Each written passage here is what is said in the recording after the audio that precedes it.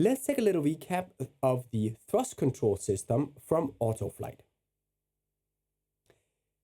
As I have mentioned several times now, this engine works with digital control inputs. Hence, it is similar to the fly-by-wire system of our flight control system. The auto thrust system, when armed, automatically activates if the thrust levers are moved into the active range. The active range is the range above idle up to climb power for 2-engine operation and above idle up to MCT, max continuous thrust, for single engine operation. When the thrust levers are set outside this range, hence in idle, reverse thrust, or above MCT or above climb, depending on the operation, you are commanding thrust directly. That means if I, in a 2-engine operation, set my thrust levers to TOGA power, I have manually set the thrust amount. The amount of thrust that can be given that day that corresponds to TOGA power is a function of the limits on the engine and ambient outside conditions, calculated by the FADEC. If I, on the other hand, set the thrust levers to the climb position with 2 engines operating, well then the auto thrust, if armed, will go active and it will command the amount of power for the given flight phase. And that depends whether or not we're in a climb, cruise, descent. The auto thrust has, through the MCDU and the Autoflight system, the flight management and guidance system, parameters to follow on how much power to give. We talked in the Autoflight chapter about auto thrust, about the different ratings that the auto thrust operates through.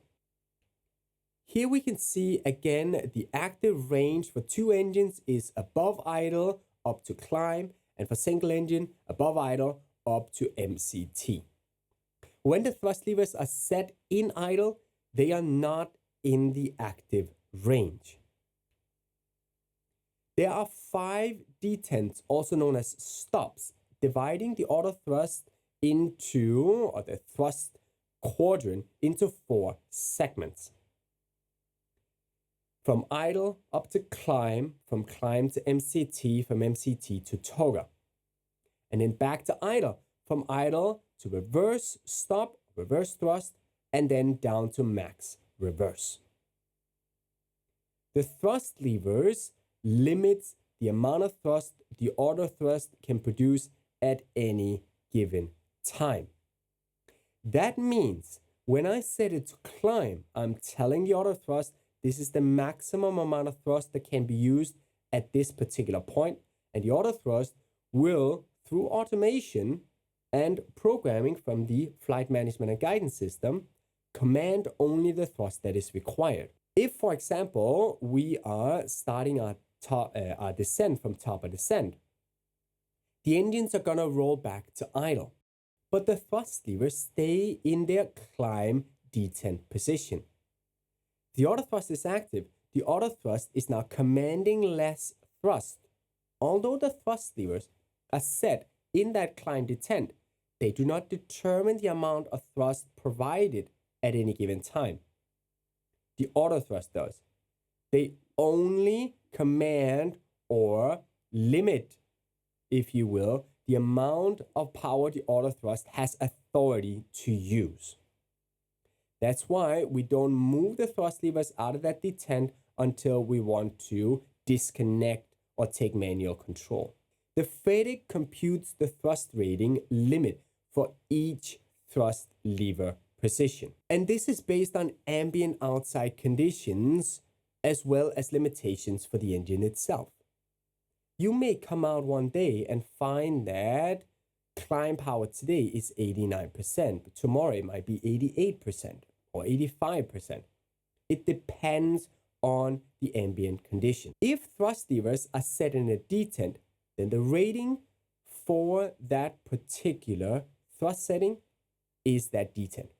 If set between 2 detents, the rating limit corresponds to the higher detent. You are going to get an indication for levers asymmetrical or levers thrust limited. If, for example, you set the power below climb with 2 engines operating, then you're going to get a prompt to put them back in their proper position. If we set the thrust levers to a detent, then on the upper ECAM display, on the engine warning display, you will see in the upper right corner the rating together with that limit. In this particular case, we have 85%, and that is the climb power rating for that day calculated by the FADEC. The amount of thrust that is actually used on the engine can only be verified by looking at the engine warning display and the power indication on the N1.